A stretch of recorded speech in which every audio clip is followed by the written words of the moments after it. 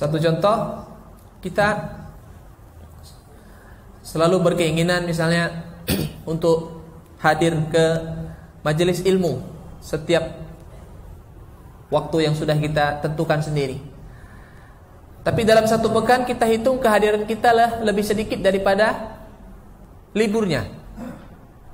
Satu pekan itu mungkin 1 minggu ya, 1 bulan misalnya 4 hari atau 4 kali jadwal pengajian, hadirnya cuma sekali, 3 kali nggak hadir. Sementara keinginan untuk hadir itu besar. Terus seperti itu. Itu tandanya Allah Subhanahu wa taala sedang mempersulit kita untuk jadi orang saleh. Sama seperti sholat malam. Pengen sholat malam, alarm sampai 3 alarm.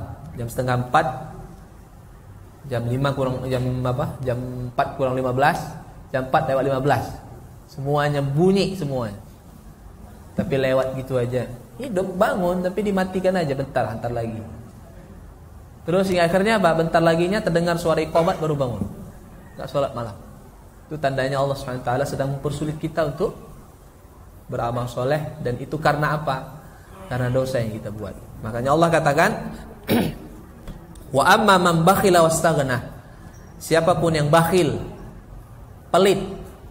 Tadi kan di atas banyak memberi, pelit. Ya, terkadang yang dipelitkan pun nggak ada. Ini yang sedih.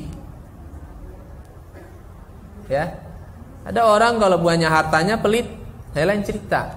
Itu pun sangat tercela sekali. Ini nggak ada hartanya pelit juga. Ya, apa yang mau dibagi? Maka harta jangan pelit, ilmu juga nggak boleh pelit.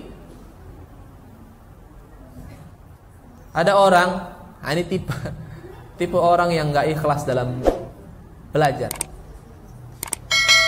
Dia nggak senang kalau pengajian yang dia ikuti itu ramai orang.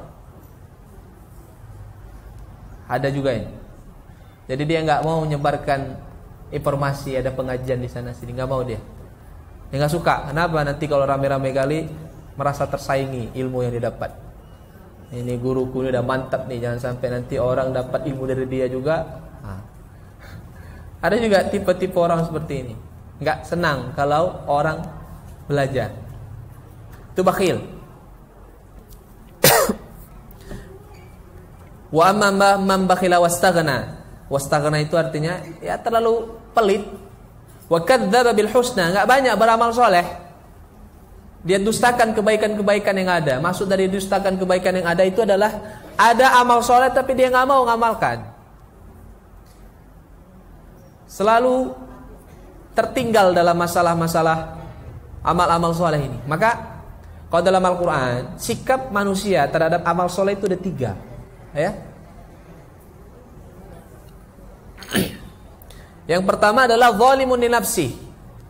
Itu orang yang nggak peduli dengan amal soleh, los. Ya, nggak mau mengerjakannya, apalagi yang wajib-wajib aja nggak dikerjain, apalagi yang sunnah-sunnah. Zalimun li nafsi. Maka Allah katakan ini orang-orang seperti ini orang zalim. Kenapa dia disebut oleh Allah orang yang zalim? Karena meninggalkan kewajiban itu maksiat. Dan setiap maksiat itu zulmun, zalim. Zalim kepada diri sendiri.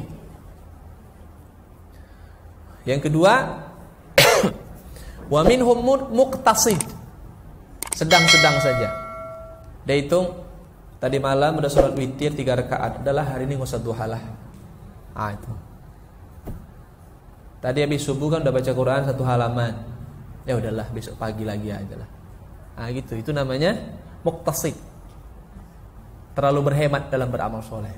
Bagus juga itu. Bagus juga. Bagus atau enggak? Berhemat dalam beramal soleh. Ya Allah katakan demikian. Hitung-hitungan. Dilihat tadi. Udah ngapain? Oh udah cukup lah itu. Oh udah bisa. Udah pas lah. Itu namanya orang-orang yang muqtasid. Apalagi dilihatnya kawannya juga tidak mengamalkan amal soleh yang seharusnya dilakukan. Oh ada kawan nggak apa-apa lah. Tanya hari Senin sibuk nyari kawan, siapa yang nggak puasa hari ini ya? Tanya informasi, puasa nggak? Iya nggak. Alhamdulillah dalam hatinya, alhamdulillah ada kawan nggak puasa. Itu namanya orang-orang yang sederhana, lebih sederhana daripada rumah makan sederhana. Ada rumah makan sederhana, harganya juga lumayan. Baru yang ketiga adalah sebagian di antara mereka sabiqun bil khairat. Namanya sabiqun bil khairat itu artinya adalah mereka berlomba-lomba dalam beramal saleh. Mereka mengamalkan firman Allah Ta'ala, fa idza faraghta fansab. Ini yang penting. Kalau sudah selesai dari satu amalan, jangan stop, berpindah kepada amalan yang lain. Begitu yang namanya mengejar hidayah. Begitu caranya mengejar taufik dari Allah supaya hidup kita dimudahkan untuk jadi orang baik. Tapi sebaliknya, kalau kita menjadi orang yang pertama zalimin li nafsi, ya banyak meninggalkan perbuatan baik, atau minimal tadi hitung-hitungan dalam beramal, gimana kita mau diberikan kemudahan oleh Allah untuk menjadi orang baik? Nah, ini sengaja saya sampaikan supaya kita bisa memahami bahwa hidup kita ini baik atau tidak semua atas taufik dari Allah. Tapi taufik itu muncul setelah Allah menilai apa yang sudah kita lakukan. Dan sederhana para ulama mengatakan, man i'tada 'ala syai'in khutima bihi. Ini nilai dari apa yang kita lakukan. Kebiasaan apa yang kita lakukan dalam hidup, seperti itulah Allah akan menutup usia kita. Gitu aja. Ya, selama ini kita dalam hidup kita ini termasuk dari orang-orang yang bagaimana menyikapi amal soleh tadi. Kan 3 tadi itu. Kalau kita menyikapi amal soleh menjadi tipe yang pertama, zalim terhadap amal-amal soleh ini, nggak peduli kita, banyak kita tinggalkan amalan soleh itu, ya sudah, ujung-ujungnya kita jadi orang nggak soleh. Kalau kita menjadi tipe orang yang kedua, maka kita juga menjadi orang setengah soleh. Ada juga orang setengah soleh. Kenapa? Karena dia pengen jadi orang setengah soleh.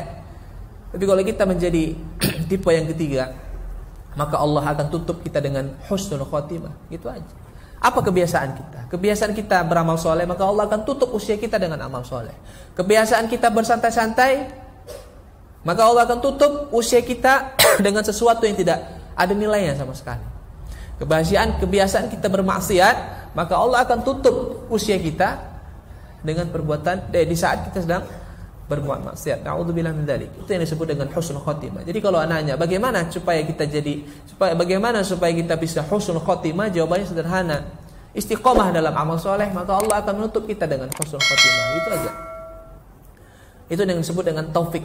Tadi saya katakan di awal, mari kita bersyukur kepada Allah karena Allah telah memberikan taufik kepada kita untuk dimudahkan kita ini menjadi orang saleh. Jangan sampai kita kehilangan taufik dari Allah Subhanahu wa taala. Wallahu a'lam.